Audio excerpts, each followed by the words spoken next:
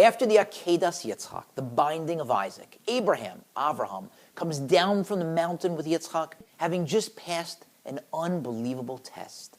He's demonstrated that he was willing to sacrifice his son. And now the Torah portion ends with a few passages that seem unnecessary and certainly mundane.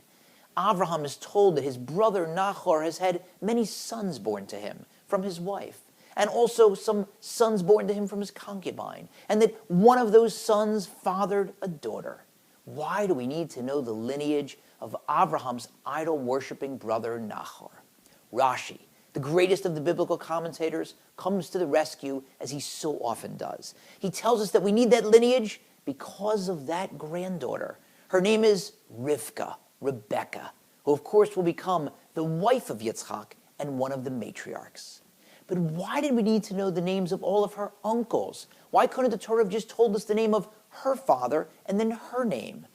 Rashi explains that as well. He says if you count, you'll see that Avram's brother Nahor had a total of 12 sons, 8 from his wife and 4 from his concubine. Now those numbers should sound familiar. 12 sons, 8 from a wife, 4 from a concubine, exactly mirrors the 12 tribes that will eventually be born into Avraham's family. They'll be born to his grandson Jacob, Yaakov.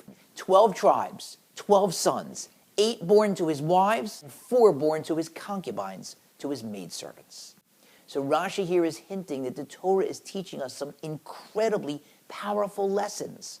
First, all those years when Abraham was praying his guts out that he and Sarah, his wife, would have a child. And it seems that those prayers are not being answered.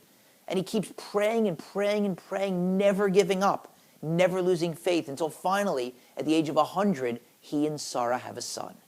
But God cherishes all prayers. And even if they're not answered or not answered immediately, you shouldn't ever give up hope. Because who knows, maybe they'll be answered for your son or for your grandson. And also, can you imagine what a test it must have been for Abraham? All those years that he's praying and not being answered. He keeps asking for children and he's not getting children with his wife Sarah. And he keeps being told, Mazel Tov, your brother Nahor had a son. Mazel Tov, another one, and another, and another. 12 sons. And each time, Abraham had to be tempted to think, that idol-worshiping thing is working out pretty well for my bro. Maybe I ought to try bowing down to some wood or stone idols.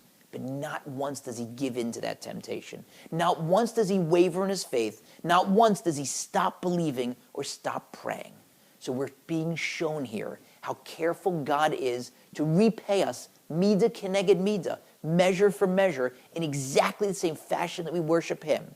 12 times Abraham got the news that his idol-worshiping brother had a son. 12 times Abraham didn't waver in his faith, didn't give in, didn't consider going off and worshiping idols. So God makes sure to repay him in exactly the same measure. He's going to have 12 tribes, 12 sons born to his grandson, 8 to wives, and 4 to concubines, just like his brother God. Don't ever stop believing.